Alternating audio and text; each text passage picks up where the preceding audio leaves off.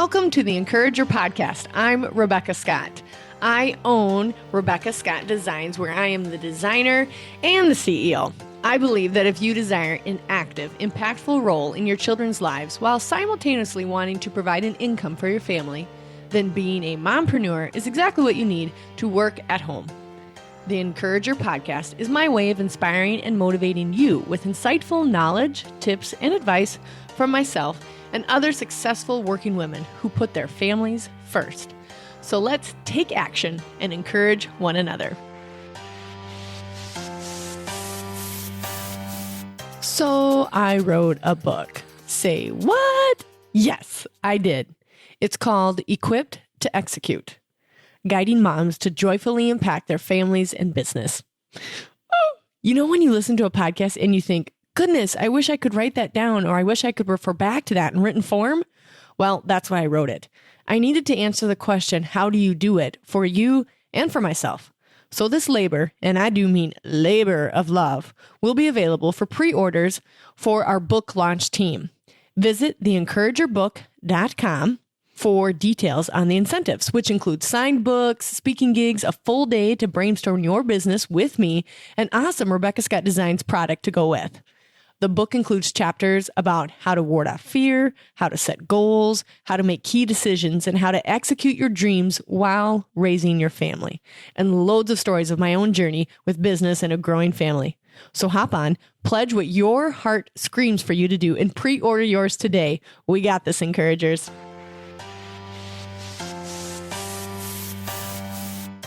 Hello, Encouragers. Today's episode is about home hacks.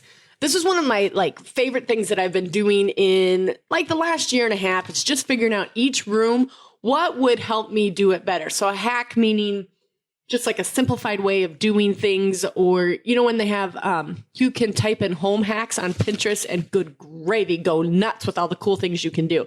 And simple things that you don't even have to spend a lot of money on. How to organize Ziploc bags, where to put your vacuum and why you should put it there. I just love home hacks, simplifying life, especially when you're balancing what I'm trying to balance, work from home and raise all these babies.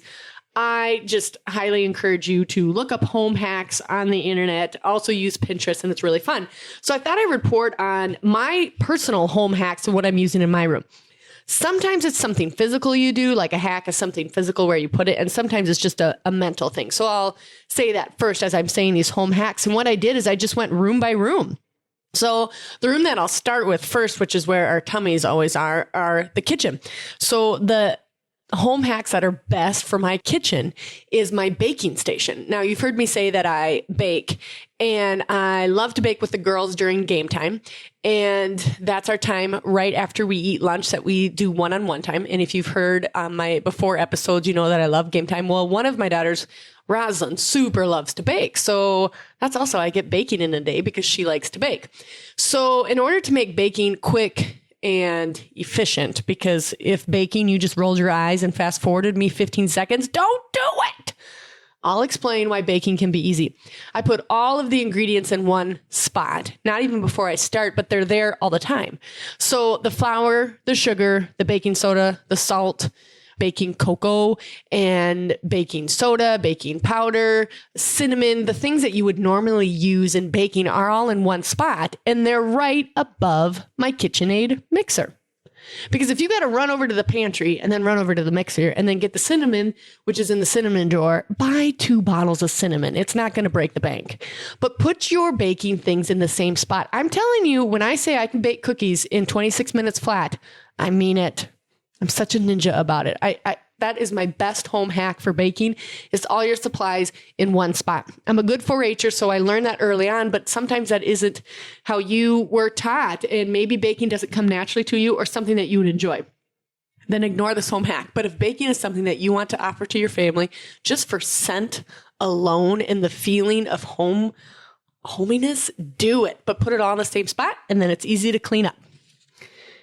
I also have a tea station and a coffee station, which I think would probably make sense for most homes, but I'm a tea person, not a coffee person. So I have my honey, my tea bags, the creamer is in the fridge. I actually use cream in my tea too, but all those things are on one place. And that just makes for more convenience too. That's my hack. And then also my cookbooks are all in one place. And if you've got like things that you've printed out from Pinterest and you've got all these loose sheets, do your best to organize that. And as if you don't need one more thing on your list, you know, you have that friend that's their thing. Like they love organizing papers and they love tidiness and neediness and all of that. And maybe they get to stay at home with their babes, but they're not working. And they know that you've just started this awesome new adventure.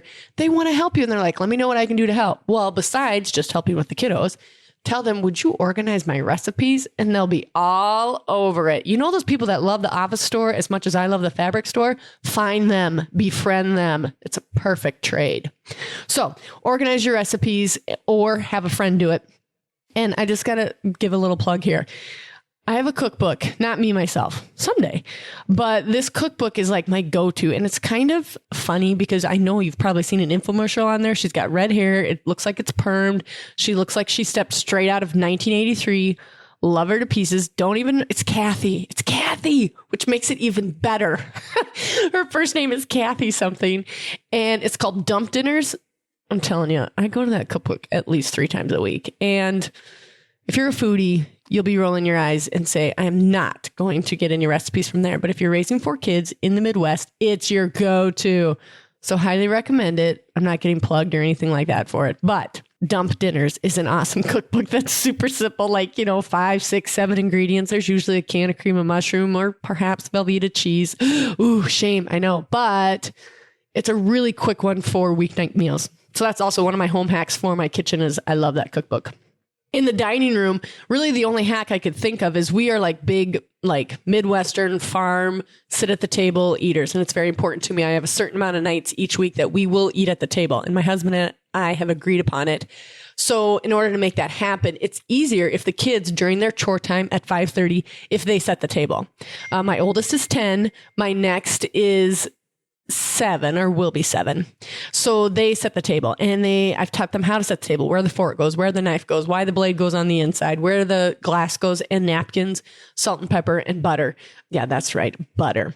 Anyways, if the table is set, then when I arrive at 6 and go to put the things on the table, everybody is participating in feeding the family and everybody has participated in the process.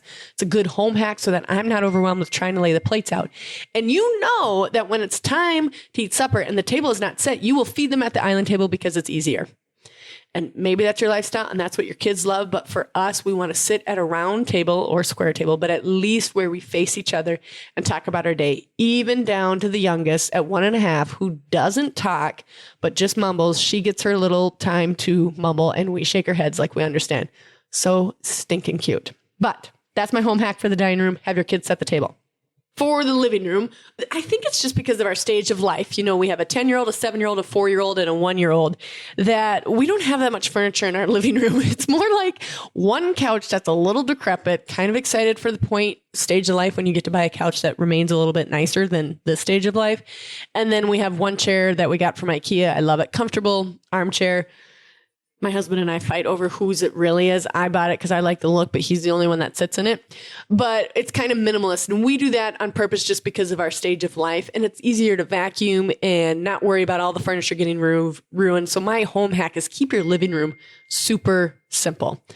For our toy room, you've got to hire an organizer for the closet.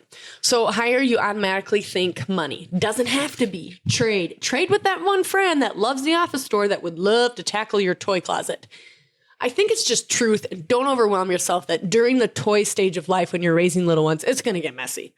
But it can still have some organization that at least make you feel better when you go to fall asleep. And I have a friend, Angie Sattler, who's this awesome organizer and now is actually on my staff for Rebekah Scott Designs. She's just amazing at doing it. And she came out, looked at the toy closet, took an inventory. I loved watching her work because it's similar to how I work in my design field, but took inventory of everything we had and organized it on shelves, hung up hooks, whatever it is. Who is that friend of yours? You already know the people you need to know. Who is that friend? Or post, and that's what I did. Post it on Facebook. I need help with my toy closet and my bathroom. Who can help me organize it? Sure enough, Angie pipes up. It may be more affordable than you think, and it is worth every penny. Let me tell you, because at night, the kids know where things go in the toy closet, and you're not just stacking it up in the corner for later, because you know later is never going to happen. So the puzzles are in one area. The best home hack for my toy closet. Are you ready for this? I remind you, we have 3 girls. We have a shoe rack for the Barbies. And I feel like I should say this under my breath because it's a little bit embarrassing, but I'm totally going to own it. We have 41 Barbies. About 20 of them are mine from my childhood. Yeah. And if anyone has an argument with me about Polly Pocket over Barbie, I will say every single time, Barbie, let's face it, she's held more jobs, she's prettier, and she's even older. So that's why I would fight for Barbie every time. Plus, who has time to put Polly Pocket clothes on their little girl? Oh my gosh. If you have to use cooking spray to put the clothes on, it's not a doll you want. So far, I've managed to avoid the American Doll. I don't know how much longer my girls will hold out, but so far Barbie wins every time. But buy a shoe rack and stick all your Barbies in there. Perfect. Stick them up on the walls. The girls can see them. Their hair don't get matted. All those wonderful things. That's my home hack for toy room. Hire an organizer, or at least take a Saturday, organize that closet, find a designated area for the blocks, for the Legos, for the Barbies, for the puzzles, for the artwork. Find designated areas, and then every night with yourself or with your nanny, that half hour during chore time before you eat supper, put things away where they belong. The kids will take pride in it also. Also, we have a baby bin because there is that stage of life when it's those things that don't stack. So I just bought a bin that's got all of those things that babies suck on and play with and all those things. Pixon will be 2 in February. So she's almost outgrowing the baby bin. So I will be going through that and hopefully being able to get rid of it. Yay! But that's what I recommend for anything under the age of 2 and those toys that don't stack very well, teething toys, whatever they find, old remotes that they love. Put those in a baby bin with a lid on it. So at least for your brain, there's a lid on it. It's closed for that day and you could start anew the next day. For my laundry room, I could do 3 podcasts on laundry. I love it so much. Seriously. And tell yourself, I love laundry, because every single time you say, I hate laundry and you dread it, you are just creating that energy every single time. But if you start saying, I like laundry, you don't have to say I love. You don't have to pull a Becca and say I love everything, but at least say, I like laundry night. I have a system now. Okay. So for my laundry, the best thing you can do is get a folding table. And I had a sister-in-law help me build this folding table in our porch between our freezer and our dryer. And it is so awesome because that's where I retreat to fold my laundry, and it's up off the floor so I don't have to bend over, and the 2-year-old or your baby doesn't undo all the things that you're trying to fold. Because at first it's cute and it's fun, and then you realize you spend an extra 20 minutes folding clothes because of the little munchkin undoing everything. So get yourself a folding table and set it up permanently. Not one that you take down. If you can, set it up permanently. It'll be your go-to station to listen to an awesome podcast while you do your laundry. For my bathroom, also, we live in a 140-year-old farmhouse, and I needed help with organizing our bathroom. There's one bathroom. Dare I remind everybody, I have 3 girls. Super excited for the new house that we bought that we're renovating. That's Grandma's house, just 50 yards from us because it has 3 bathrooms. Let's all pause and be reverent. Oh, can't wait. Anyways, for this current bathroom, I did get an organizer to come in and say, how can I house all of this stuff? And one of the key hacks is keeping your things separate from your husband's. Like his deodorant, his shaving stuff, his whatever goes in one basket and your stuff goes in one basket. And I kind of separate it from my night routine to my day routine. So my makeup and my brushes are in one area, and then all my stuff for my night routine is in another area. And they're even up high. Don't be afraid to use vertical space. I also learned this from Angie, my awesome organizer. Use the vertical space, stick things up high. But hiring somebody for your bathroom to help you be more efficient and effective and get in and out and not be so overwhelmed when you enter that space is great for your bathroom. for my bedroom, some home hacks that I use for my bedroom is that I have a really pretty basket that I put my workout clothes in. And the reason I want it pretty is because I want to be encouraged to get up and get to the workout. And I also want a place where those gym clothes go, because honestly, sometimes I don't wash the gym pants every time I use them. I use them like 2 times and then switch to the next pants.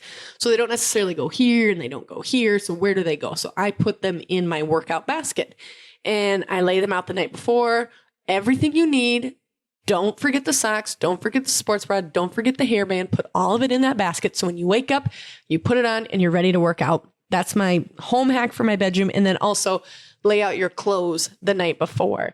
Even when you work from home, it's really easy to be like, oh, I'm just going to stick on my yoga pants again and my button down. No, don't do it. Please don't do that, because then it stereotypes all of us when we work from home that that's what we're doing. Lay out an outfit that you're going to feel confident in, that if someone stopped by to give you that awesome new product, or they stop over to buy your product or something, that you look put together, you look confident in what you're doing. Let's do this. Lay out your jeans, lay out your button down, lay out your jewelry. What are you going to do today to take care of yourself and to look beautiful and look confident and look the part? Don't take those yoga pants out. Unless it's Friday, then sometimes you can do it on Friday, okay? And the home hacks that I use for my studio spaces, it is well organized. I do really fun baskets because I'm a designer, so it makes me happy when I see patterns. So I've got polka dotted patterns. I've made sure the space is really inviting. The home hack is to make sure it's a space that you love, that inspires you. So I've got a big, bold stencil of birch trees on the wall that I stare at the most when I'm cutting out bags. And the home hack is just make it beautiful in a space that you want to be in. I also fold my fabric in a certain square. It's a 15 by 15 inch square. And you may be like, okay, that's a little over the top, but it fits that way on my shelf. And then even my fabric closet is inspirational, because when you're a crafter or a designer or somebody that gets in, you got to get in the mess of it to start creating. It still is hard to get in the mess of it if you can't make reason out of it. So for me, it needs to be somewhat organized. That's my nicely folded squares of fabric, so that I can look at it and pull and then get motivated from that. Because if I'm entering a pile of who knows what, I'm not going to be motivated to finish the project. So whatever your line of work is, make sure that you keep it beautiful and that it is well organized, so it's inviting to you when you enter into it. It also makes it nice when people stop by that I can be like, this is what I honor, because they see that it's well organized and that it's color coordinated. And it's like, man, this gal loves it. So it also communicates to your family and your friends and your business and your customers that you honor what you're doing yourself. Another home hack for my studio, and I encourage you, highly encourage you to listen to the episode with Tiffany Hagan, where it's the touch it once paper system, where every paper that comes into your house, you're only going to touch it once. I swear by this system. Go listen to that episode. It will blow your mind about how easy it is. It's a series of folders, 1 through 31, the days of the month. And then when a piece of paper comes in, you've got a conference for Gus on March 5th at 5:40. I put it in March 4th, so I remember the next day I need to go to conferences.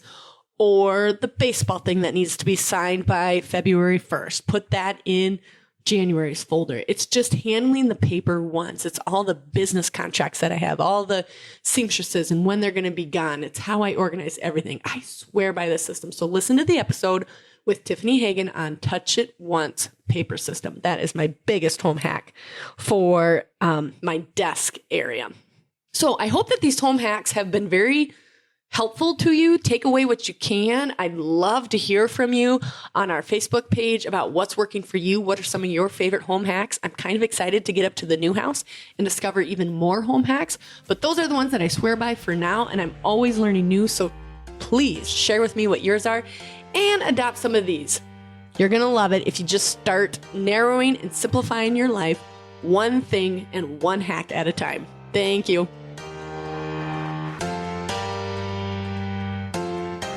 Thank you so much for tuning in today. If you have not done so, please subscribe to the show so that the latest episode will always be conveniently available on your device. You can also find the show notes on my website at shoprsd.com. That's shop with R as in Rebecca, S as in Scott, and D as in designs.com. The Encourager Podcast tab is at the bottom of my website, which holds some great resources like my recommended book page, how to rate and review my podcast, and reflection guides that correspond with each episode. Each review and rating is so valuable to us. I sincerely hope you feel encouraged and empowered to tackle anything that comes your way this week. Remember to be grateful, humble, and kind. Then joy will come ushering in. Until next time on The Encourager.